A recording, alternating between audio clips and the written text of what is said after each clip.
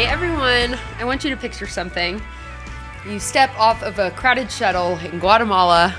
The sun's high, the air smells like grilled corn and wood smoke, and somewhere nearby you hear the thud of a soccer ball, and you hear kids giggling, and that's where Ellen Dawson, who I'm with today, has just been. She spent a week walking the streets of San Pablo and, am I pronouncing this right? Patzún, Guatemala, partnering with Poema and Proyecto Socorro. Amazing. I'm glad that you took over for that because yes. I feel illiterate Espanol. right now. But there are two ministries showing what happens when hope and practical help collide. So today I'm super excited. If you've been here before, welcome back. I'm your host, Liza. And if you're just now joining us, we're going to let Ellen share the stories that stuck with her, the God moments, the gritty realities, how faith looks when it's lived out and in dusty alleyways and crowded classrooms, not just Sunday mornings coming in and out here on Tejon. So, Ellen, when your feet hit the ground somewhere new, your senses kind of preach the first sermon. Can you talk a little bit about that? I sure can. Guatemala actually, when we went in May, it wasn't a new place for me, actually. I lived there 20 years ago and have been back several times, but every time I go back, you're right. You're bringing back the smells and the sounds of Guatemala. And there's just something resilient, I would say, about that country. Believe it or not, you can hear the resilience and you see it when you meet the people. Guatemala, the volcanoes, right? There are volcanoes everywhere surrounding, at least in the places where we were. It's a majestic place. It's very green. A lot more humid than Colorado Springs. But it's a colorful country. Not just that because of the agriculture, but the clothing that the people wear and the language and the music, the marimba music, So that to me is again, it wasn't a new thing for me, but I knew as one of the leaders of this team that there would be possibly some of that culture shock, some of that new experience for a few of the young adults that went in May. So had to be aware of that, and we jumped right in, actually. We went straight from the airport to Parque Central. Oh, my goodness. In Guatemala City with a man named Ivan, who actually is a consultant for the actual president of Guatemala. Wow. And he gave us he had a conversation with our team about the history of the church there, the history of the people there, the history of unfortunate violence there. And yeah, it was quite a way to dive in to the culture, but that's how our team started out. What made you feel like, oh, I'm definitely not, like what gave you the initial culture shock? Yeah. Was there anything in particular that made you feel like, oh, I'm not in Colorado anymore?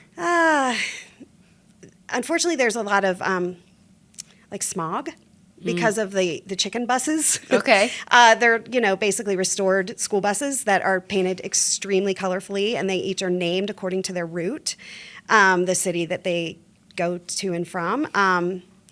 And there's a lot of, it's a smelly place. Okay. There's, unfortunately, it's a lot cleaner than it was when I was there 20 years ago, but that is definitely part of it. Did you get used to it?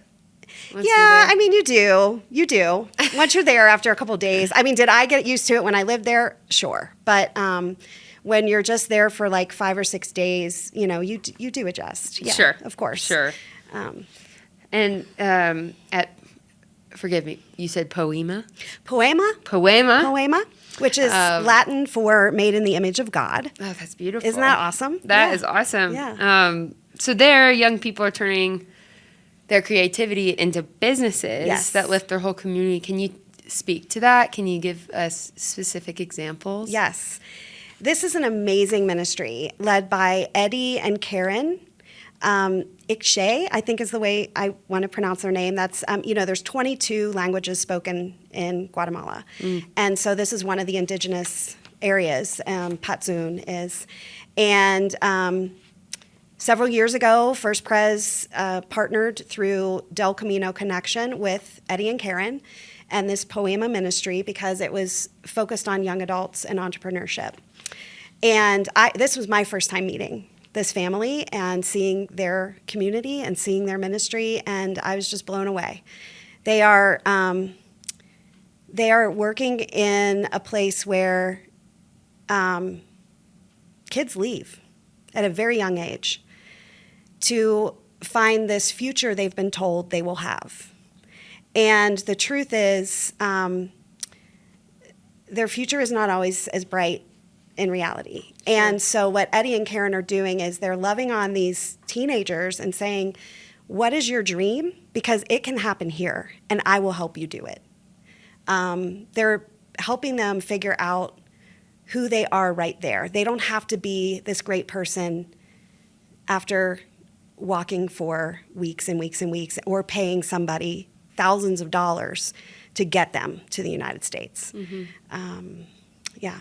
So what kinds of businesses are they? Oh, yes. We had so much fun learning about the businesses. First of all, there's the Moto Bros, okay? The Moto Bros.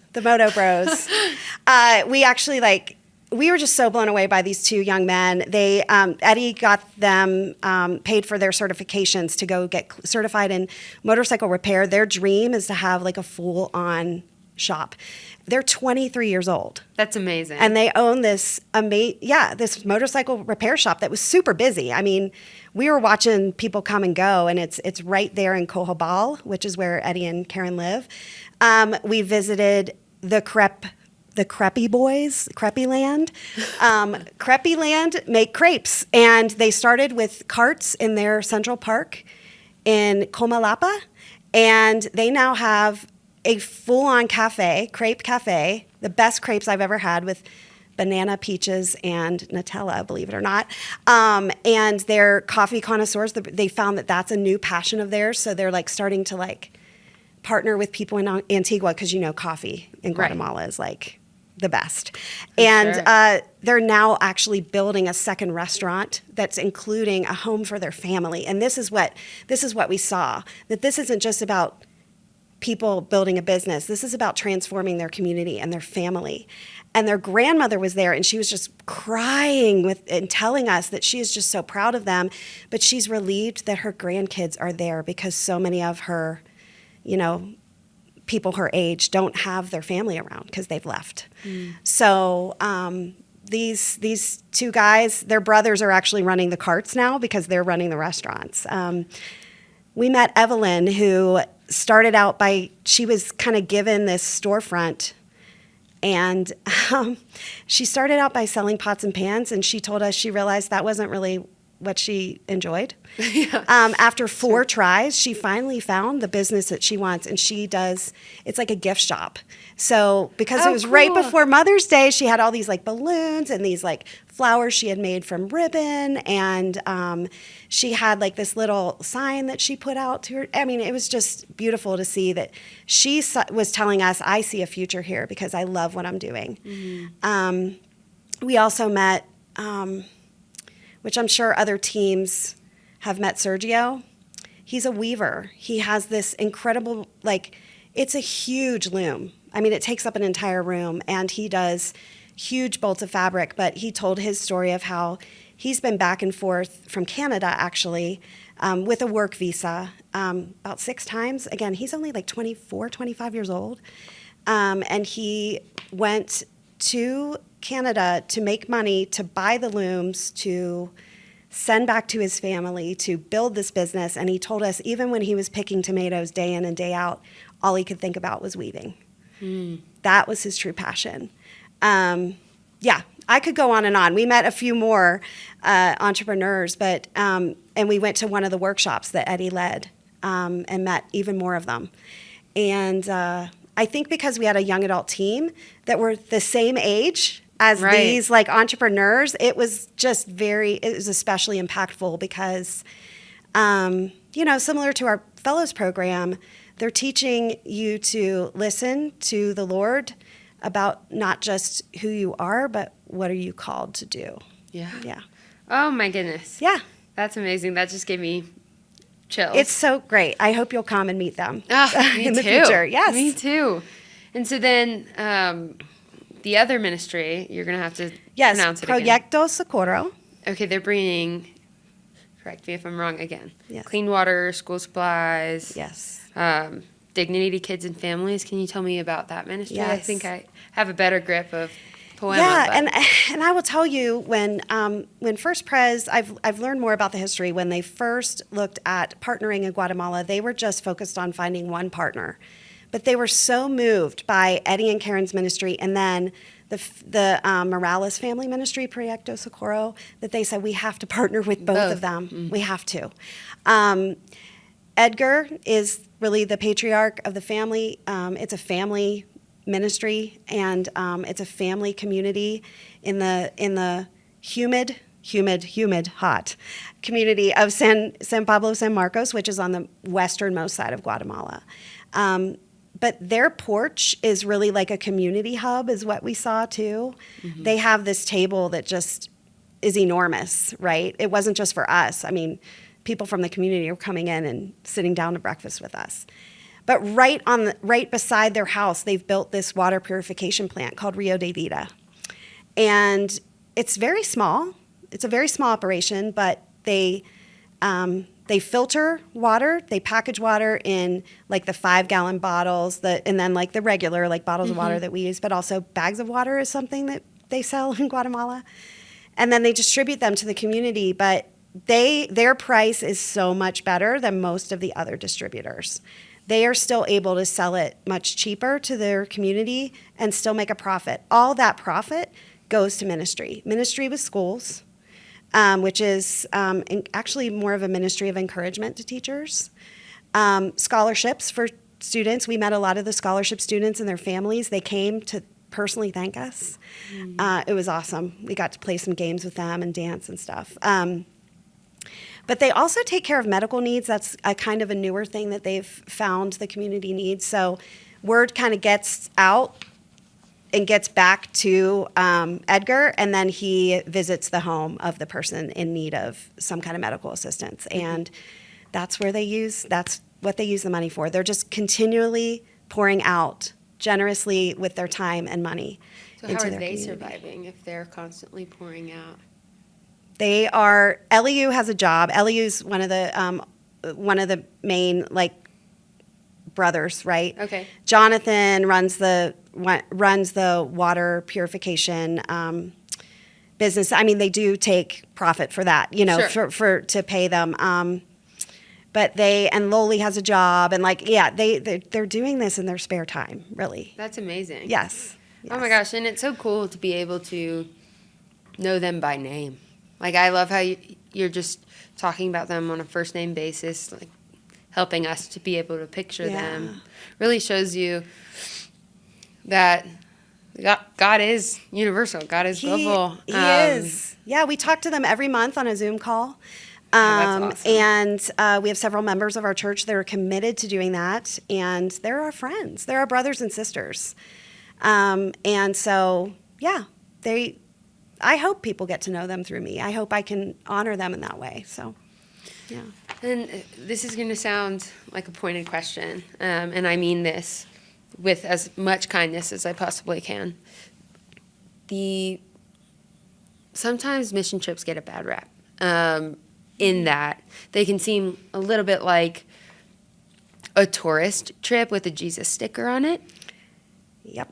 Does that make sense? Yes. And I've been on many mission trips, and I know that isn't always people's experience, but when people, do it for the Facebook photos, or, you know what I mean? Yes. How did the people in Guatemala challenge your team to show up as real partners and not just spectators, and how could you encourage other people to do the same? Thank you. It's a great question. I think it's important that we talk about short-term missions has been done very well, but it's also been done very poorly. Right.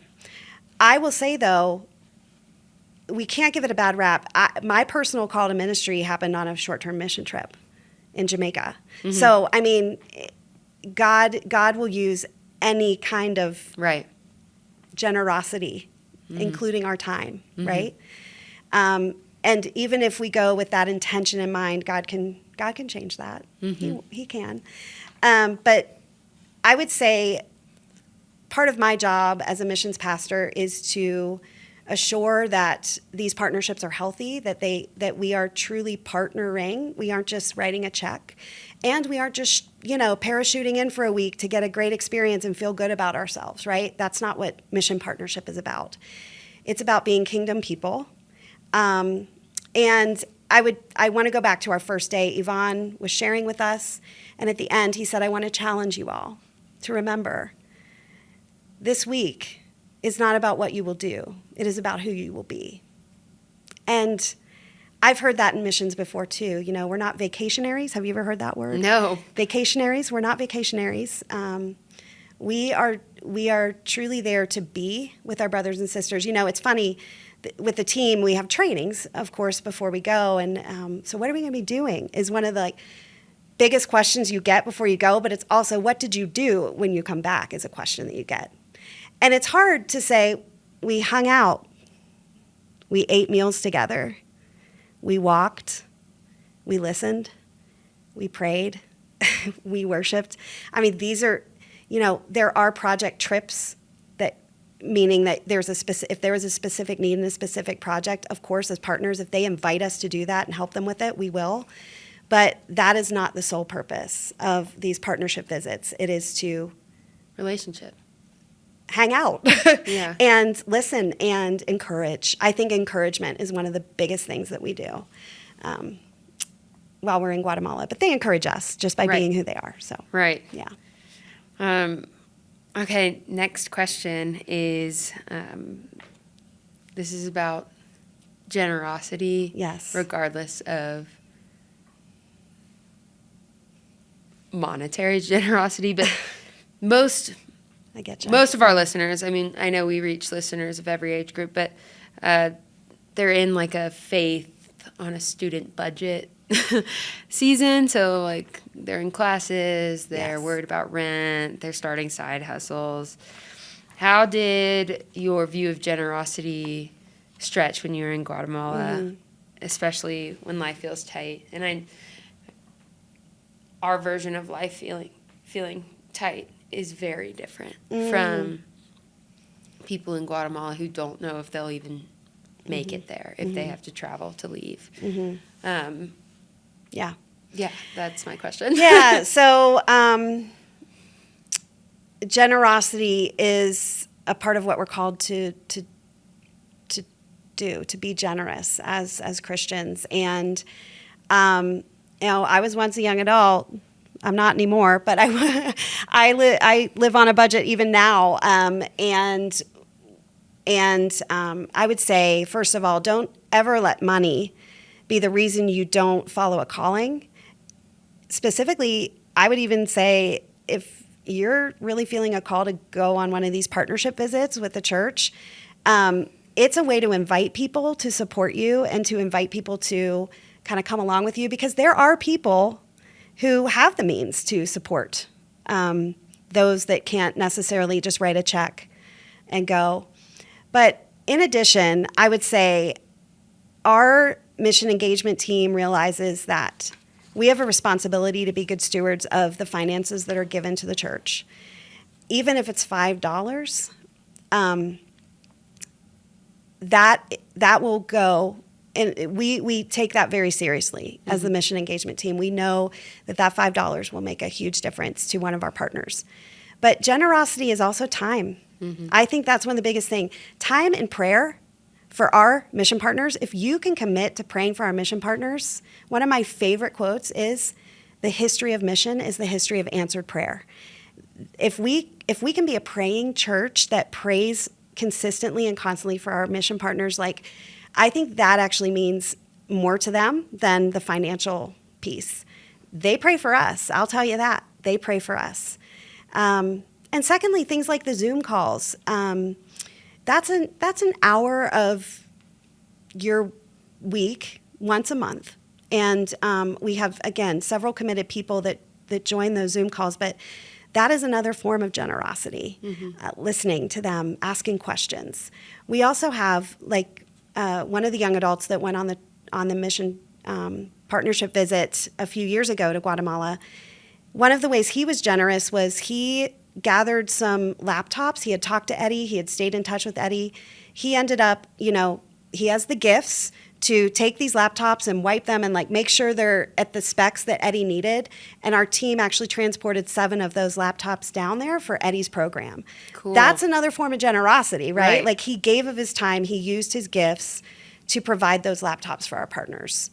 It was awesome. That is so awesome. Generosity. We're all in it together, right? Right. So, I'll end on a question, and then time is coming to a close, yes, unfortunately. But what's it like to re-enter? I know you said it's just as much about going there as it is coming back, yes, and what you learned from it, and how to move forward in missions.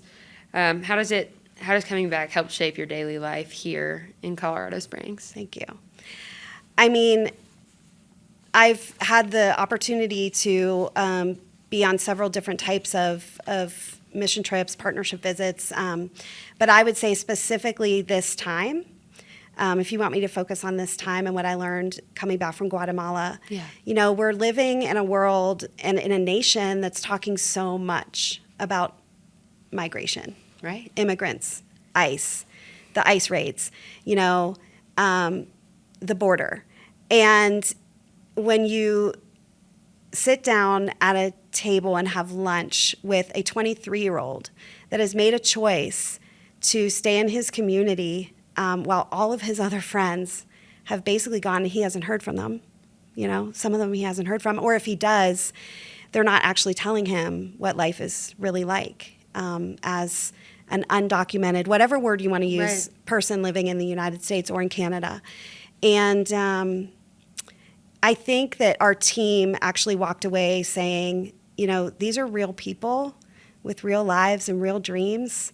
And we have, as Christians, we have a responsibility to honor that, and not just listen to what the news says. Yeah.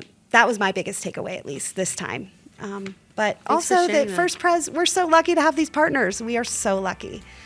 Thank you so much for sharing, and thank you for your time. It's You're been such a joy to talk with you. And for those of you listening, if Ellen's story stirred something in you, I think there's a few ways to respond, right? You can pray, you can give monetarily, or give through your prayer or services, or go, or help someone else go. Speak to Ellen, get connected to the missions team, and however you lean in, just remember that the family of God doesn't stop at state lines or borders. And when one part flourishes, we all do. And when one part of the body hurts, we all do too. So let's keep being light in life. Thank you guys for listening, and we will see you all next time.